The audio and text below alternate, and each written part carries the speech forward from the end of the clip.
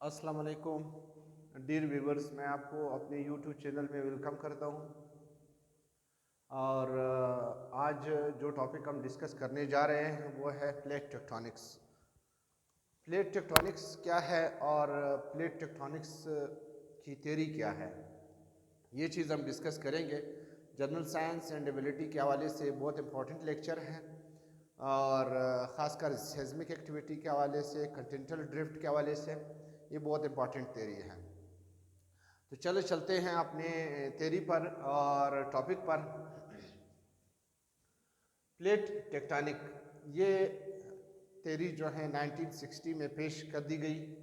इस थ्योरी के मुताबिक ये जो आज मतलब जनरली जो एक्सेप्टेड थ्योरी है वो ये थ्योरी है कंटिनेंटल ड्रिफ्ट के बाद। is the general accepted theory that considers the earth lithosphere comprises of number of tectonic plates which are moving away from each other.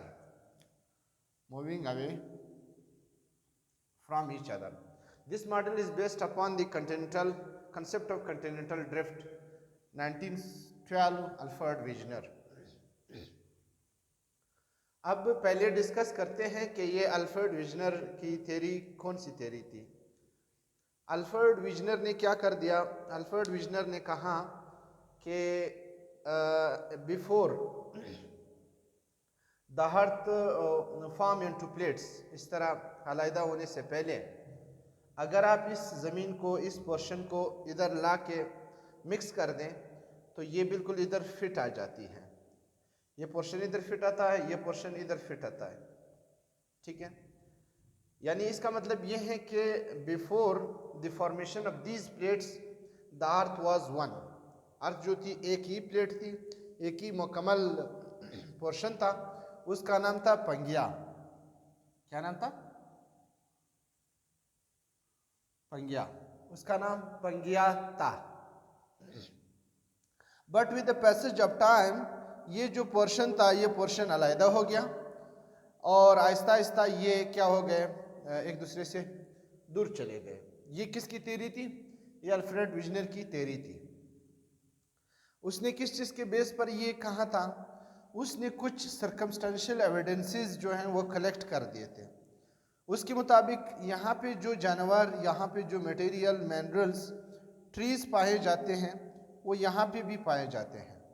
यानी इनके जो एविडेंसेस थे कि ये पोर्शन की जितनी भी इकोसिस्टम हैं, यहाँ पे जो भी मिनरल्स मटेरियल्स हैं वो इनसे मिलते जुलते हैं।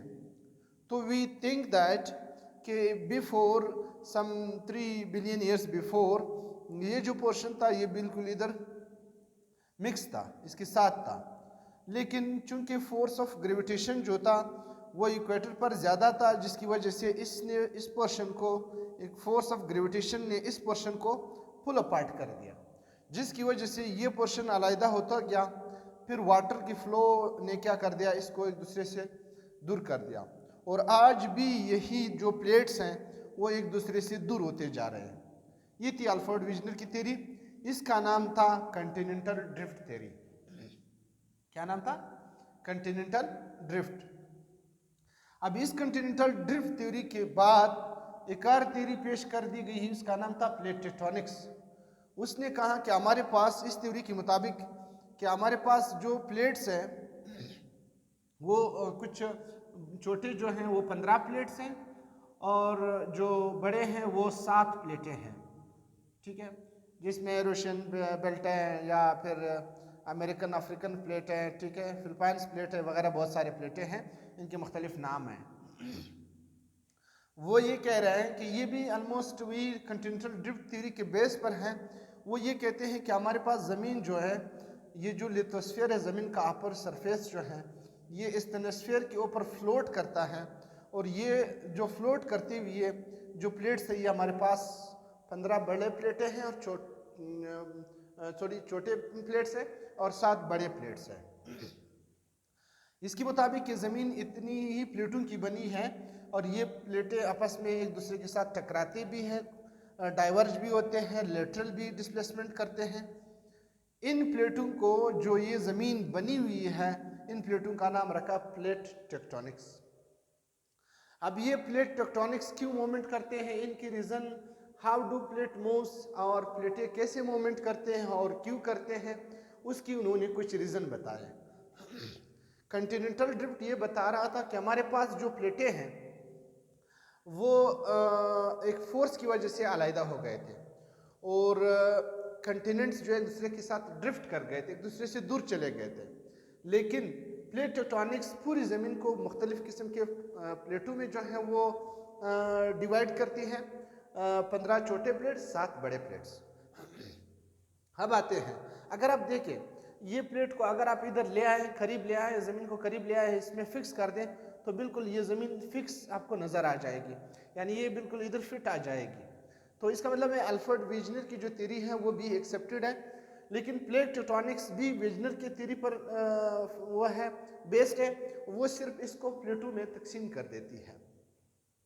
वो ये कहते हैं कि हमारे पास प्लेटें क्यों मूव करते हैं, कहते हैं convection with the earth mental.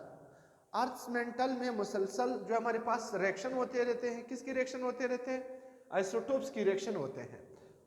ये आइसोटोप्स की रिएक्शन क्या कर देते हैं, कन्वेक्शन सेल्स बना देते हैं।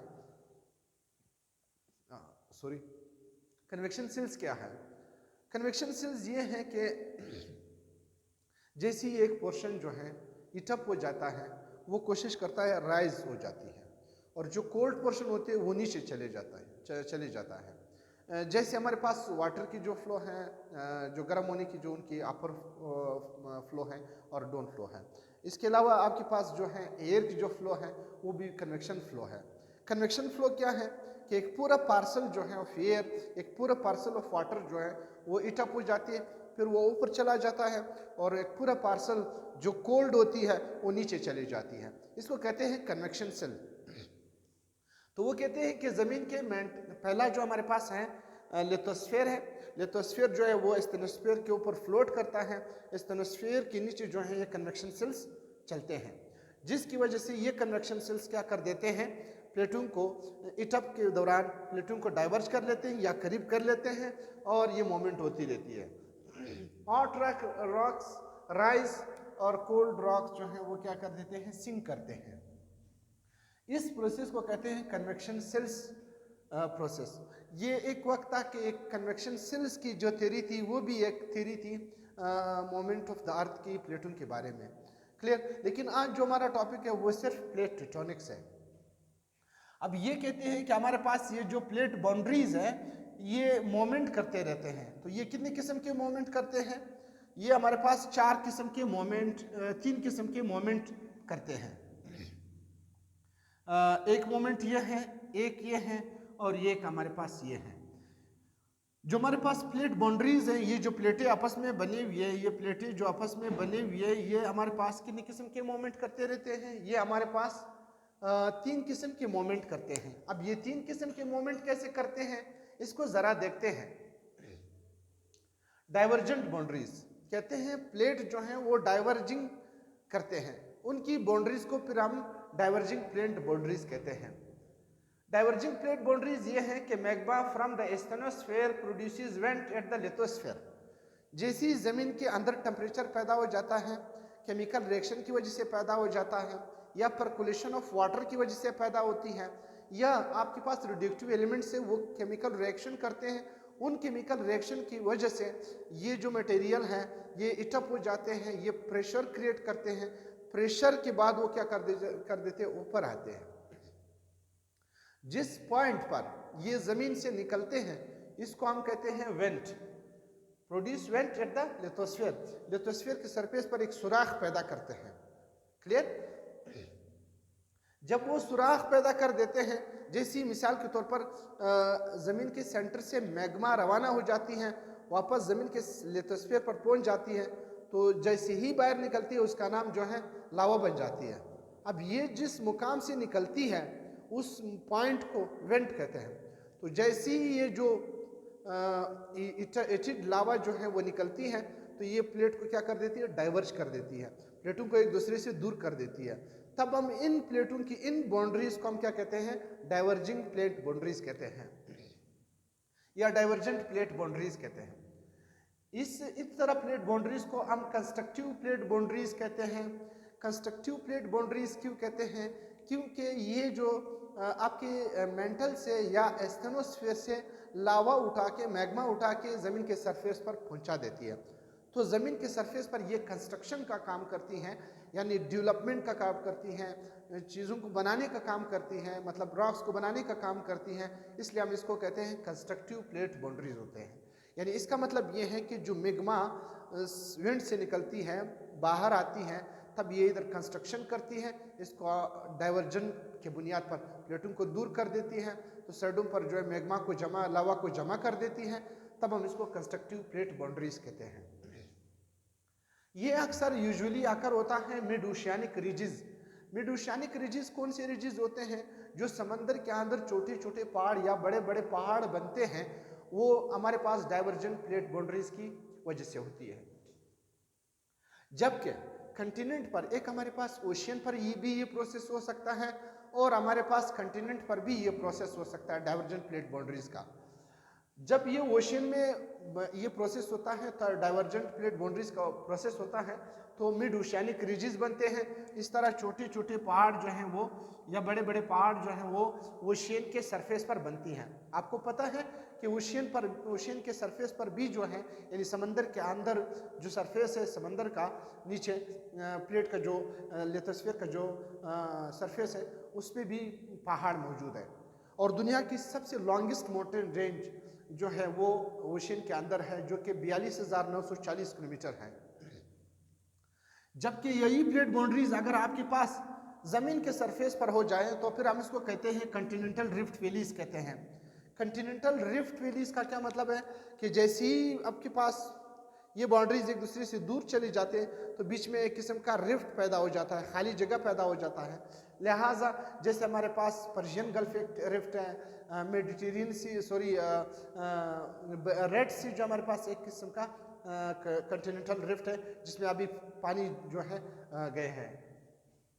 फिर वक्त के साथ साथ ये कंटिनेंटल रिफ्ट पानी के साथ पानी से भर भी जाते हैं, और बाज़ औक़ात ये किस्म का रिवर का काम भी कम कर लेते हैं, जैसे आपके ग्रैंड कैनन है, ये भी एक रिफ्ट वैली है। कन्वर्जेंट बाउंड्रीज क्या है?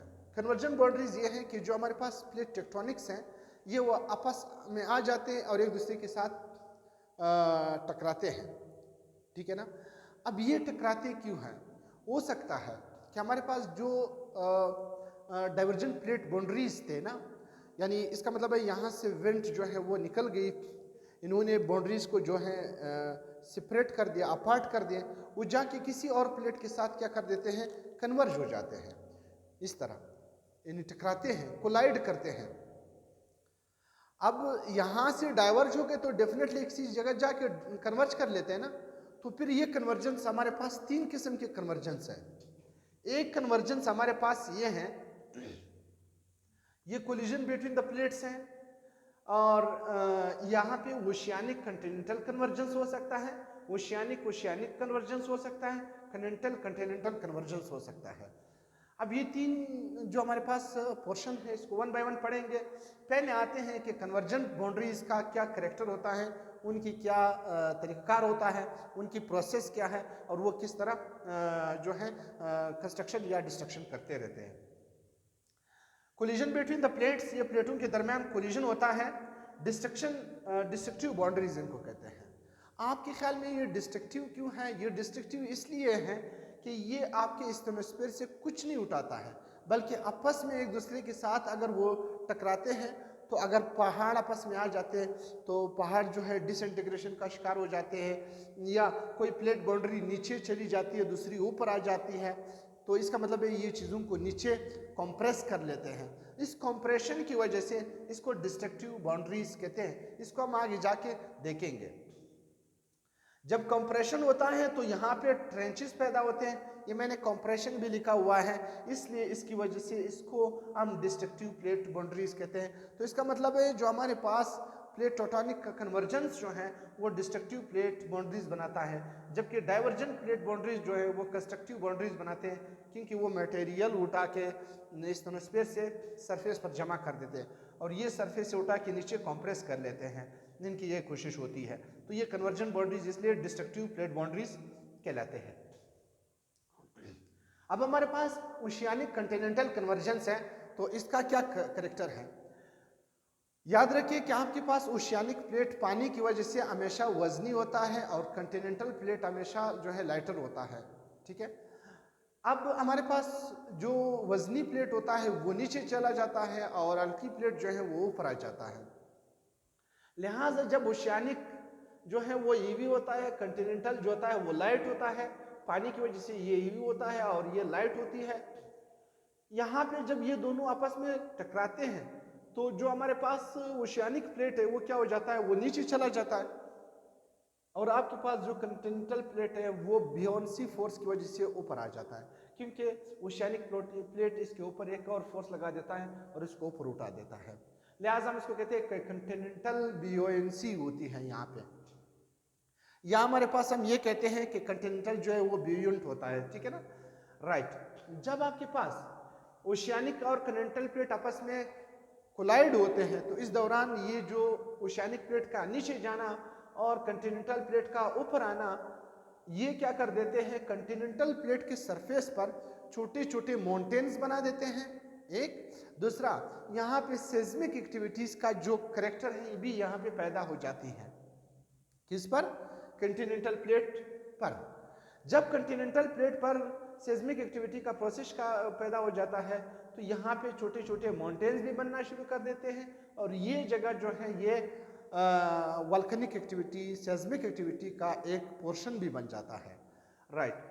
नाउ ये जो पोर्शन जहाँ पे कंटिनेंटल प्लेट और ओशियानिक प्लेट आपस में जो है वो एक दूसरे के साथ कन्वर्ज कर लेते हैं, इस पोर्शन को क्या कहते हैं, सबडक्शन जोन कहते हैं। जब दो प्लेटें आपस में एक दूसरे के करीब आते हैं, कोलाइड करते हैं, इस पूरा रीजन को, इनके दरमियान जो कांटेक्ट है इसको सबडक्शन कहते हैं, इस इलाके को सबडक्शन जोन कहते हैं।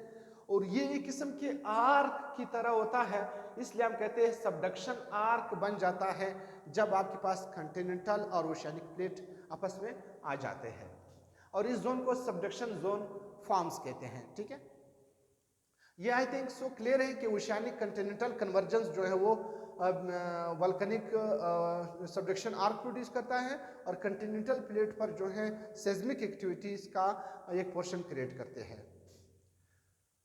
2b, ये हमारे पास 2a हो गया, ये हमारे पास 2b हो गया। जो हमारे पास 2b है वो आपके पास ओशियानिक कन्वर्जेंस है। अब ओशियानिक कन्वर्जेंस में क्या होता है, दोनों प्लेटें जो है हमारे पास एक जैसे होते हैं, यहाँ पे भी सबडक्शन होता है। अब सबडक्शन किस तरह होता है, यानी इसका मतलब ये है कि हम ये कहते हैं कि यहाँ पे दोनों प्लेटों का वजन एक जैसा है, तो फिर अब इसमें जो है नीचे वाला कौन सा जाएगा, पीछे जो रह जाएगा वो कौन सा जाएगा। तो याद रखिए यहाँ पे जब ये दोनों आपस में टकराते हैं तो डेफिनेटली हो सकता है कि एक प्लेट ओवरराइड कर ले दूसरे पर। हालांकि यहाँ पे बाज़ औक़ात ये होता है कि दोनों प्लेटों का वजन एक जैसा होता है, लेकिन इसमें थोड़ा सा इनके दरमियान जो है वो डिफरेंस होता है लिथोस्फेरिक प्लेट्स की वजह से। बाज़ औक़ात एक लिथोस्फेरिक प्लेट ऊपर होता है, बाज़ औक़ात एक नीचे होता है, बाज़ औक़ात किसी में पानी का मिक़दार ज़्यादा होता है, बाज़ औक़ात किसी में पानी का मिक़दार कम होता है। तो एक ओवरराइड कर जाता है, दूसरा जो है वो सबडक्ट हो जाता है। अब ये हमारे पास दो प्लेटें हैं, सपोज ये दो प्लेटें, एक सबड्यूस हो गया और एक जो है राइज हो गया, तो इसको हम कहते हैं सबड्यूसिंग प्लेट जो नीचे चला जाता है, और दूसरा जो है हमारे पास वो राइडिंग प्लेट जो है ओशियानिक में वो ऊपर आ जाता है। अब जो हमारे पास सबडक्शन प्लेट है जो सबडक्ट हो गया है, नीचे चला गया है, उस प्लेट पर ट्रेंचेस बनेंगे, बड़े बड़े खड्डे बनेंगे। जैसे मरियाना ट्रेंच दुनिया की सबसे बड़ी ट्रेंच है, गहरी जगह है, 10,924 मीटर इसकी डेप्थ है। ये हमारे पास ऐसी प्लेट की वजह से ये पे बना हुआ है और ये अटलांटिक ओशन में है। और हमारे पास जो प्लेट, जो ओशियानिक प्लेट जो है वो राइड कर गया है, वहाँ पे क्या बनेगा, एक किस्म का ओशियन के अंदर जो है वो बनेगा, एक किस्म की ओशियन के अंदर छोटे छोटे या बड़े बड़े माउंटेन बनेंगे। बाज़ औक़ात ये माउंटेन जो हैं पानी के सरफेस तक पहुँच जाते हैं, बाज़ औक़ात कुछ ये नीचे चले जाते हैं। लेकिन ये हमारे पास एक किस्म का एक कंटिन्यूएशन ऑफ वल्कनिक आर्क बनेगा। यानी इसका मतलब है एक लंबी लंबी जो है पहाड़ियों का सिलसिला बनेगा समंदर के अंदर। हो सकता है ये पहाड़ियों का सिलसिला बाज़ औक़ात इतनी ऊपर आ जाते हैं कि ज़मीन वाटर के सरफेस से भी बाहर आ जाते हैं। फिर ये जब वाटर के सरफेस से बाहर आते हैं तो पानी के सरफेस के ऊपर से ये नज़र आते हैं और ये किस्म का यहाँ पे कंट्रीज़ भी बन जाते हैं। जैसे हमारे पास समाट्रा, जावा, इंडोनेशिया, जिसको हम कहते हैं आर्किपेलागो। ये आर्किपेलागो जो है कंटिन्यूएशन ऑफ आइलैंड्स है पानी के अंदर जो आइलैंड्स बनते हैं। तो ये यही हमारे पास वॉल्केनिक आर्क हैं जो दो ओशियानिक प्लेट्स आपस में कन्वर्ज हो गए, उनकी वजह से ये जो ज़मीन जो आइलैंड्स है पानी के सरफेस पर बने हुए हैं। अच्छा, तो ये किस में बनेगा? ये ओवरराइडिंग प्लेट के ऊपर बनेगा, जबकि सबडक्सिंग प्लेट के ऊपर जो है वो ट्रेंचेस बनेंगे। ये दोनों पानी के अंदर होंगे। ये चूंकि अपनी हाइट की वजह से पानी के सरफेस से बाहर आ जाते हैं।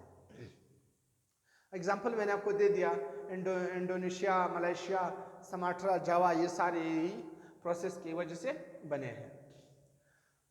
अच्छा, ओशियानिक कन्वर्जेंस जब होती है, सबडक्शन टेक प्लेस करता है, वल्कनिज्म ऑन द ओशियन फ्लोर पर वल्कनिज्म का प्रोसेस ये क्रिएट करता है, वल्कनिक आइलैंड्स बनते हैं, ठीक है।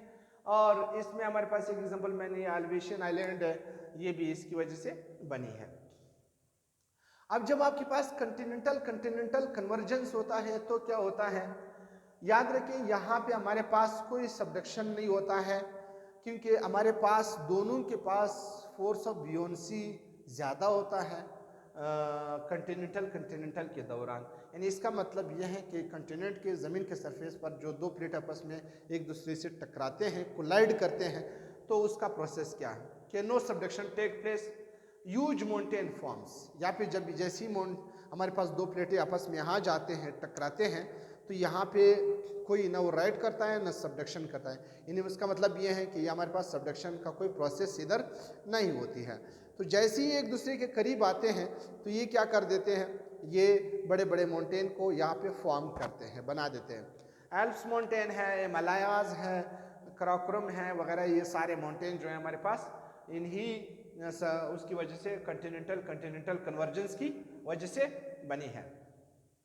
यहाँ पे सिस्मिक एक्टिविटीज़ कम होते हैं, लेकिन ये सिस्मिक एक्टिविटीज़ बहुत नीचे होते हैं, यानी पहाड़ों के सरफेस पर नहीं होते बल्कि पहाड़ों के नीचे हमारे पास कंटिनेंटल कन्वर्जेंस में होती है।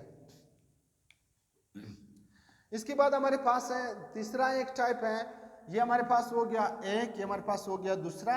ये इसके तीन बेसिक फॉर्म है, बेसिक स्ट्रक्चर है, बेसिक किस्म का फॉर्मेशन है, बेसिक किस्म का उनका कोलिजन या डाइवर्जेंस है।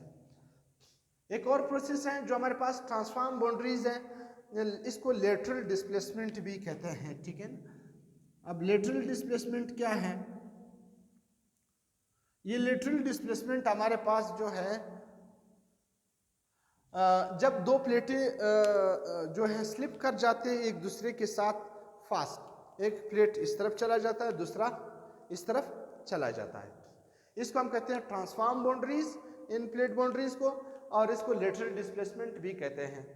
To plates slip past one another, दो प्लेटें एक दूसरे के साथ इस तरह चले जाते हैं साथ में, वर्टिकल फ्रैक्चर पैदा होती है। इस तरह वर्टिकल जो है वो फ्रैक्चर इस प्लेट बाउंड्रीज में पैदा हो जाती है। इस वर्टिकल स्ट्रक्चर को ट्रांसफॉर्म फॉल्ट्स कहते हैं। ये हमारे पास ट्रांसफॉर्म फॉल्ट बना देती हैं, और ये जो पोर्शन होती है, ये जो जगह होती है, ये हमारे पास सिस्मिक एक्टिविटी का एक ज़बरदस्त किस्म का सिचुएशन होता है, लोकेशन होता है। यानी इसका मतलब ये है कि यहाँ पे हमारे पास सिस्मिक एक्टिविटीज़ इंतहाई ज़्यादा होते हैं। अच्छा, इनको कंजर्वेटिव बाउंड्रीज कहते हैं। कंजर्वेटिव बाउंड्रीज क्यों कहते हैं? ये हमारे पास थे कंस्ट्रक्टिव बाउंड्रीज, ये हमारे पास थे डिस्ट्रक्टिव बाउंड्रीज, ये हमारे पास थे कंजर्वेटिव बाउंड्रीज। ये कंजर्वेटिव बाउंड्रीज क्यों हैं? कंजर्वेटिव बाउंड्रीज इसलिए हैं कि ये न कंस्ट्रक्शन में हिस्सा लेती है, न डिस्ट्रक्शन में हिस्सा लेती है। यहाँ पे न कंस्ट्रक्शन होती है न डिस्ट्रक्शन होती है, इसलिए हम इसको क्या कहते हैं, कंजर्वेटिव प्लेट बाउंड्रीज होते हैं। और ये सैन एंड्रेस फॉल्ट अमेरिका में है, ये इस तरह प्लेट का जो है वो है पोर्शन है, इस तरह अंदाज है जाके जो कि फॉल्ट्स बनाते हैं। तो ओवरऑल ये हमारे पास जो टॉपिक था वो प्लेट टेक्टोनिक्स का था, जिसमें हमारी ज़मीन के सरफेस पर सेस्मिक एक्टिविटीज़ का जो प्रोसीजर है, तरीक़ाकार है, वो कैसे होती है, वो इस तरह होती है। यहाँ से रिलेटेड आपके पास जो है हमारे पास जो सेस्मिक एक्टिविटीज़ का तरीक़ाकार है वो भी किस तरह होता है, वो भी इन प्लेट बाउंड्रीज पर डिपेंड करता है।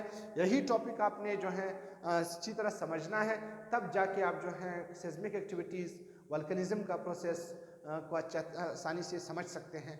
तो आई होप कि आप लोगों को इसमें कोई प्रॉब्लम नहीं होगी। अगर आपको कोई प्रॉब्लम है तो मैं अपना व्हाट्सअप नंबर भी मैं डिस्क्रिप्शन में शेयर करता हूं, आप मुझे बता सकते हैं और इनबॉक्स कर सकते हैं। ठीक है, तो दुआओं में याद रखिएगा। अल्लाह हाफिज़।